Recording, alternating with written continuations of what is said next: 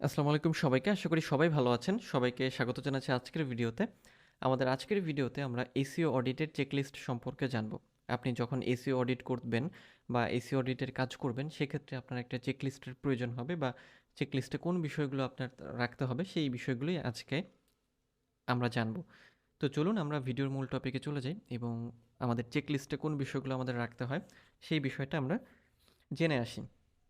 তো AC audit চেকলিস্টের মধ্যে আমাদের বেশ কিছু বিষয় মাথায় রাখতে হয় বা যখন আমরা অডিট করি সেক্ষেত্রে যে বিষয়গুলো আমাদের খেয়াল রাখতে হয় সেই বিষয়গুলোই এখন আমরা দেখব। যখন আপনি অডিট করেন তখন আপনার কি করতে হয়? তখন আপনার বেশ কিছু বিষয় আপনাকে খুঁজে বের করতে হয় একটা ওয়েবসাইট সম্পর্কে। তো প্রথমেই যে বিষয়টা আসে সেটা হচ্ছে যে আমাদের খেয়াল করতে হয় যে ওয়েবসাইট স্ট্রাকচার এবং টেকনিক্যাল ইস্যু সম্পর্কে যেটা বোঝানো হয় যে আমাদের ওয়েবসাইটের স্ট্রাকচার ঠিক আছে কিনা এবং এর যে টেকনিক্যাল এসইওর যে সেকশন বা টেকনিক্যাল এসইওটা সেই ওয়েবসাইটের জন্য ঠিকঠাক মতো কাজ করছে কিনা সেটার কথা এখানে বলা হচ্ছে। তো আমরা এই ওয়েবসাইট স্ট্রাকচার চেক করার সময় এবং টেকনিক্যাল এসইওর যে বিষয়গুলো আমরা মাথায় রাখি, সেক্ষেত্রে আমরা যে বিষয়গুলো খেয়াল করি বা যে বিষয়গুলো আপনার মাথায় রাখতে হবে সেটা হচ্ছে ওয়েবসাইটের স্পিড এবং পারফরম্যান্স চেক করতে হবে। অর্থাৎ আপনার ওয়েবসাইটটা ঠিকমতো লোড হচ্ছে কি না, মানে লোড বলতে যখন আমরা কোনো ওয়েবসাইটকে ভিজিট করি সেটা আসলে আমাদের সামনে ওপেন হতে কেমন সময় লাগে। যে ওয়েবসাইট যত বেশি দ্রুত ওপেন হয় আমাদের সামনে, সেই ওয়েবসাইট খুব দ্রুত সার্চ ইঞ্জিনের র্যাঙ্ক করে। এটা অ্যালগরিদম সিস্টেমই এটা মানে খুব ভালোভাবে এটা হচ্ছে সে ফলো করে। কারণ নর্মাল সেন্সে যেটা হয় বা নর্মালি যেটা হয়, যখন আমরা কোনো কিছু সার্চ করি, আমরা যখন গুগলে যাই বা যে কোনো জায়গাতে যাই এবং যে কোনো জায়গাতে গিয়ে কোনো কিছু লিখে যখন সার্চ করি, তখন ওই ওয়েবসাইট লোডিং হতে যদি বেশি সময় নেয়, তখন অডিয়েন্সটা কী করে বা পিপল কী করে, পিপল অন্য ওয়েবসাইটে চলে যায় বা অন্য সার্চ রেজাল্টে চলে যায়। সো যদি আপনার এরকম হয় যে আপনার ওয়েবসাইটের লোডিং স্পিডটা অনেক বেশি, যেটাকে আমরা ওয়েবসাইটের স্পিড বলছি, সেক্ষেত্রে দেখবেন যে আপনার ওই ওয়েবসাইট র্যাঙ্ক করতে অনেক সময় লাগবে। সো সেক্ষেত্রে আপনাকে কি করতে হবে, যে আপনার ওয়েবসাইটের স্পিড ঠিক আছে কি না এটা আপনাকে বের করতে হবে এবং যদি ঠিক না থেকে থাকে সেক্ষেত্রে সেটাকে আপনার ঠিক করতে হবে। আপনি গুগল পেজ স্পিড ইনসাইট ব্যবহার করতে পারেন এই ওয়েবসাইট স্পিড চেক করার জন্য, অথবা জিটি মেট্রিক্স ব্যবহার করতে পারেন, যেটার মাধ্যমে আপনি আপনার ওয়েবসাইটের স্পিড ঠিকঠাক করতে পারেন। এবং আপনি যেটা করতে হবে স্পিড ঠিক করার জন্য, অনেক সময় যেটা হয় বা ম্যাক্সিমাম টাইমই যেটা হয় যে যখন আমাদের ইমেজগুলো বেশি থাকে, মানে ইমেজগুলো বেশি ভারী হয় বা বেশি সাইজের হয়ে থাকে বা ভিডিওগুলো বেশি সাইজের হয়ে থাকে, তখন দেখা যায় যে ওয়েবসাইটের লোডিং স্পিড অনেক বেড়ে যায়। তখন আপনার কি করতে হবে, আপনার ডেভেলপারের সাথে কথা বলে আপনার সেই ইমেজগুলোকে কম্প্রেস করতে হবে, ভিডিওগুলোকে কম্প্রেস করতে হবে এবং কম্প্রেস করে আদার্স আরও কোনো ইস্যু আছে কি না সেগুলো চেক করে আপনার ওয়েবসাইটের স্পিডটা হচ্ছে ঠিকঠাক করতে হবে। নেক্সট হচ্ছে মোবাইল ফ্রেন্ডলিনেস। এসইও অডিট লিস্টের সেকেন্ড যে অংশ বা সেকেন্ড পার্ট যেটা আমাদের চেক করতে হয় সেটা হচ্ছে মোবাইল ফ্রেন্ডলিনেস। তো মোবাইল ফ্রেন্ডলিনেস বলতে আসলে কি বোঝানো হয় বা এই জিনিসটা আসলে কি? এই জিনিসটি হচ্ছে যে যখন আমরা কোনো কিছু বা কোনো একটা ওয়েবসাইট যখন আমরা মোবাইলে ওপেন করি, তখন সেটা আসলে মোবাইলের জন্য কতটা ফ্রেন্ডলি, অর্থাৎ আসলে এটা কি মোবাইল রেসপন্সিভ কিনা। কেন আমাদের মোবাইল রেসপন্সিভ প্রয়োজন? এই জন্যই প্রয়োজন যে ম্যাক্সিমাম ইউজার বা সবচেয়ে বেশিরভাগ ইউজার ব্যবহার করে, ইন্টারনেট ব্যবহার করে মোবাইলে, বা তারা যে ওয়েবসাইটগুলোকে ভিজিট করে ম্যাক্সিমামই মোবাইলে। তো এই মোবাইলে যদি একটি ওয়েবসাইট লোড হতে অনেক সময় লাগে, সেক্ষেত্রে ইউজাররা সেই ওয়েবসাইট আর ভিজিট করতে চায় না বা তারা অন্য ওয়েবসাইটে চলে যায়। সো সেই জন্য মোবাইল ফ্রেন্ডলিনেস চেক করাটা খুবই প্রয়োজন। আপনি গুগলের মোবাইল ফ্রেন্ডলি টেস্ট যে টুল আছে সেটা দিয়ে খুব সহজে মোবাইল ফ্রেন্ডলিনেস টেস্ট করে দেখতে পারেন যে আপনার ওয়েবসাইটের যে মোবাইল রেসপন্সিভ যে সিস্টেম বা মোবাইল রেসপন্সিভ কিনা সেটা ঠিক আছে কিনা। সো এসি অডিট করার সময় অবশ্যই আপনাকে এই মোবাইল ফ্রেন্ডলি এই বিষয়টি মাথায় রাখতে হবে। নেক্সট হচ্ছে এই এসএসএল সার্টিফিকেট। তো এসএসএল সার্টিফিকেট বলতে আসলে আমরা কি বুঝি, প্রথমে আমরা একটু এটা জানি। আমরা যখন কোনো ওয়েব অ্যাড্রেস দেখি তখন আমরা দুই ধরনের দেখি, অর্থাৎ এইচটিটিপি আরেকটা হচ্ছে এইচটিটিপিএস। অর্থাৎ যেটার পাশে এইচটিটিপিএস থাকে সেটার মানে হলো সেটা সিকিউরড, মানে এইচটিটিপিএস এর পুনরূপী হাইপার টেক্সট ট্রান্সফার প্রোটোকল, এরপর হচ্ছে সিকিউরড। আর যেটা শুধু পি পর্যন্ত থাকে তার মানে হচ্ছে হাইপার টেক্সট ট্রান্সফার প্রোটোকল। তো এই জন্য এই এসএসএল সার্টিফিকেট আর এসএসএল এর পুনরূপ কি সিকিউরিটি লেয়ার, এখন এই এসএসএল আমাদের কেন প্রয়োজন? এসএসএল এই জন্যই প্রয়োজন যে যখন আমরা কোনো ওয়েবসাইট ভিজিট করি তখন যে ওয়েবসাইটগুলোর পাশে আপনারা হচ্ছে লক আইকন দেখবেন বা একটা আইকন দেওয়া থাকে মানে তালার মতো একটা আইকন, অর্থাৎ ওগুলো হচ্ছে HTTPS অর্থাৎ এসএসএল সার্টিফিকেট আছে। সো এই এসএসএল সার্টিফিকেটও আপনার যেটা করতে হবে যে ওয়েবসাইটে আছে কিনা সেটা আপনার চেক করতে হবে, এবং যদি না থেকে থাকে সেক্ষেত্রে ওয়েব ডেভেলপারকে জানাতে হবে যে হ্যাঁ এই ওয়েবসাইটের এসএসএল সার্টিফিকেট নেই, এটার একটা এসএসএল সার্টিফিকেট অ্যাড করা লাগবে। এটা হচ্ছে যে ওয়েবসাইটের নিরাপত্তার জন্য, ওয়েবসাইটকে র্যাঙ্ক করানোর জন্য, বা গুগলের কাছে ওয়েবসাইটকে হচ্ছে বেটার পারফর্ম করানোর জন্য। সো এসএসএল সার্টিফিকেট আমরা চেক করব বা টেস্ট করব। নেক্সট হচ্ছে XML site map. XML site map আছে কিনা সেটা আমাদের চেক করতে হবে। তো আমরা একটু প্রথমে জানি যে এক্সএমএল সাইট ম্যাপটা আসলে কি, বা সাইট ম্যাপ বলতে আসলে আমরা কি বুঝি। সাইট ম্যাপ বলতে আসলে বোঝায় একটা মানচিত্রের মতো একটা ওয়েবসাইটের, অর্থাৎ একটা ওয়েব অ্যাড্রেস আছে, ওই ওয়েব অ্যাড্রেসের একটা মানচিত্র বা ম্যাপ, যে ওই ওয়েবসাইটের কোন জায়গাতে, কোন মেনুতে বা কোন অংশটাতে কোন কোন বিষয়গুলো আছে, এটাতেই হচ্ছে এক্সএমএল সাইট ম্যাপ বলা হয়। তো সাইট ম্যাপ আমরা কেন তৈরি করি, বা গুগলের কাছে কেন আমরা সাইট ম্যাপ সাবমিট করতে যাই, কেন গুগলের এটা প্রয়োজন? সাইট ম্যাপ এই জন্যই প্রয়োজন, যখন গুগল সাইট ম্যাপ পায় তখন গুগল কি করে যে ওই অমুক ওয়েবসাইটকে, যেটার সাইট ম্যাপ আপনি সাবমিট করলেন সেটাকে ইন্ডেক্স করে, এবং গুগল তখন আসে এবং দেখে যে হ্যাঁ এই ওয়েবসাইটে অমুক অমুক বিষয় আছে, এই ওয়েবসাইটে যদি কেউ আসে তাহলে এইভাবে সে ওই ওয়েবসাইটে আসতে পারবে। সো দেখতে হবে যে এক্সএমএল সাইট ম্যাপটা আছে কি নেই, যদি না থাকে সেক্ষেত্রে অ্যাড করতে হবে। নেক্সট হচ্ছে robots.txt।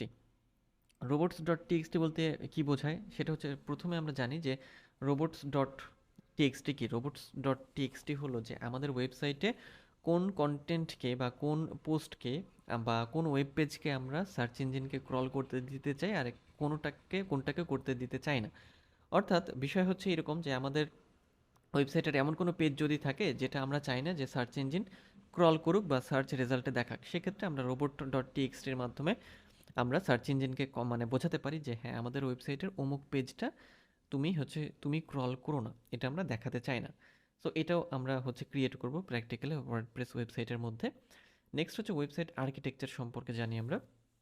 ওয়েবসাইট আর্কিটেকচার বলতে যেটা বোঝানো হচ্ছে যে আমরা যখন কোনো ওয়েবসাইটে যাই তখন ওয়েবসাইটে আমরা কোনো নেভিগেশন বার দেখি, অর্থাৎ হচ্ছে ধরে নিলাম যে ডিজিটাল মার্কেটিং রিলেটেড একটা ওয়েবসাইটের মেইন ক্যাটাগরি হতে পারে ডিজিটাল মার্কেটিং, তারপরে আরেকটা হতে পারে সোশ্যাল মিডিয়া মার্কেটিং, তারপরে সার্চ ইঞ্জিন মার্কেটিং, তারপরে সার্চ ইঞ্জিন অপটিমাইজেশন, তারপরে ইমেল মার্কেটিং।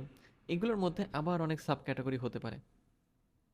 তো এই যে সাব ক্যাটাগরিগুলো বা মেইন ক্যাটাগরিগুলো, এগুলোকে খুব সুন্দরভাবে আমাদের সাজাতে হবে বা অর্গানাইজ করতে হবে, যাতে যখন কেউ আমাদের ওয়েবসাইটে আসবে তখন যেন দেখে তাদের মনে হয় যে হ্যাঁ এই ওয়েবসাইটের আর্কিটেকচারটা অনেক সুন্দর, এখানে অনেক কিছু সাজানো এবং গোছানো আছে। সো আমরা এই ওয়েবসাইটটাকে হচ্ছে মানে ব্যবহার করতে পারি বা এই ওয়েবসাইট আমরা ভিজিট করতে পারি। ওকে, অর্থাৎ নেভিগেশনের বিষয়টাই বলা হয় আর্কিটেকচারের মধ্যে, যে আমাদের ওয়েবসাইটে কোন অংশ থেকে কোন অংশে আমরা যাব সেটা ঠিকঠাক মতো আছে কি নেই। এটা ছিল আমাদের টেকনিক্যাল এসইওর ক্ষেত্রে আমাদের কোন চেকলিস্টগুলো ফলো করতে হয় অডিটের ক্ষেত্রে। নেক্সট হচ্ছে আমরা অন পেজ এসইও সম্পর্কে জানি। তো অন পেজ এসইওর ক্ষেত্রে কোন বিষয়গুলো আপনার অডিটের মধ্যে রাখতে হবে বা কোন জিনিসগুলো আপনি অডিট করবেন সেটা আমরা এখন একটু দেখব। তো প্রথমে আমরা একটু জানি যে অন পেজ এসইও বলতে আসলে আমরা কি বুঝি। অন পেজ এসইও বলতে বোঝায় আমাদের ওয়েবসাইটের ভেতরে যে ওয়েব পেজগুলো আছে সেই ওয়েব পেজগুলোকে অপটিমাইজ করা। তো ওয়েব পেজে আবার কি থাকে, ওয়েব পেজে বিভিন্ন রকমের কন্টেন্ট থাকে, সেটা হতে পারে টেক্সট, হতে পারে ইমেজ, হতে পারে ভিডিও, হতে পারে বা কোনো প্রোডাক্ট হতে পারে। যাই হোক না কেন যে কোনো ধরনের কন্টেন্টই হতে পারে যেটা আমাদের ওয়েব পেজে থাকে। তো যখন আমরা অন পেজ এসইও করব সেই অডিটের সময় আমাদের কোন বিষয়গুলো খেয়াল রাখতে হবে। প্রথম বিষয় হচ্ছে টাইটেল ট্যাগস, অর্থাৎ আমরা যে ওয়েব পেজের এসইও করছি, অর্থাৎ অন পেজ এসইও করছি, বা ওই ওয়েব পেজের যে টাইটেল ট্যাগ আছে বা টাইটেল যেটা আছে সেটা আসলে ঠিক আছে কিনা, সেটা ইউনিক কিনা, ডেসক্রিপটিভ কিনা, কিওয়ার্ড আছে কিনা, তারপরে হচ্ছে যে 60 থেকে 70 ক্যারেক্টারের মধ্যে টাইটেল কিনা, এগুলো আমাদের ঠিকঠাক করতে হবে। অর্থাৎ টাইটেল, ভালো একটা টাইটেলের বৈশিষ্ট্য যেটা তার মধ্যে কিওয়ার্ড থাকবে এবং এটা হচ্ছে ছোট হবে, 60 থেকে 70 ক্যারেক্টারের মধ্যে হবে, এবং প্রত্যেকটা ওয়েব পেজের জন্য এক একটা টাইটেল থাকবে। সো এটা আপনাকে খেয়াল করতে হবে এবং এটা অবশ্যই মাথায় রাখতে হবে যে হ্যাঁ যখন আমরা অডিট করব, হ্যাঁ আমাদের যে পেজগুলো আছে, যে ওয়েবসাইট আমরা অডিট করছি সেখানে আসলে টাইটেল ট্যাগস আছে কি নেই। নেক্সট হচ্ছে মেটা ডিসক্রিপশন। মেটা ডেসক্রিপশন হচ্ছে যে আমরা যখন কোনো সার্চ রেজাল্ট দেখি তার নিচে মানে আমরা একটা মানে ছোট্ট কিছু ইনফরমেশন দেখি যেটাকে আমরা মেটা ডেসক্রিপশন বলে থাকি। তো ওই মেটা ডেসক্রিপশনে কি থাকে, যে যে বিষয়ে আমার ওয়েবসাইট বা যে বিষয়ে আমার ওই ওয়েব পেজটি সেটা সম্পর্কে কিছু লেখা। এই মেটা ডেসক্রিপশন আপনার 150 থেকে 160 ক্যারেক্টারের মধ্যে লিখতে হয় প্রত্যেকটা পেজের জন্য, প্রত্যেকটা আলাদা আলাদা পোস্টের জন্য এই মেটা ডেসক্রিপশন আপনার অবশ্যই প্রয়োজন হবে।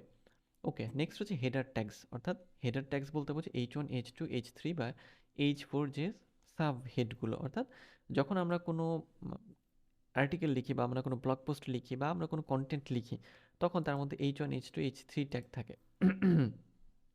তো এই হেডার ট্যাগসগুলো ব্যবহার করতে হবে, মানে এগুলো আছে কিনা এবং থাকলে এর মধ্যে কিওয়ার্ড আছে কিনা সেগুলো দেখতে হবে আর কি। নেক্সট হচ্ছে ইউআরএল স্ট্রাকচার।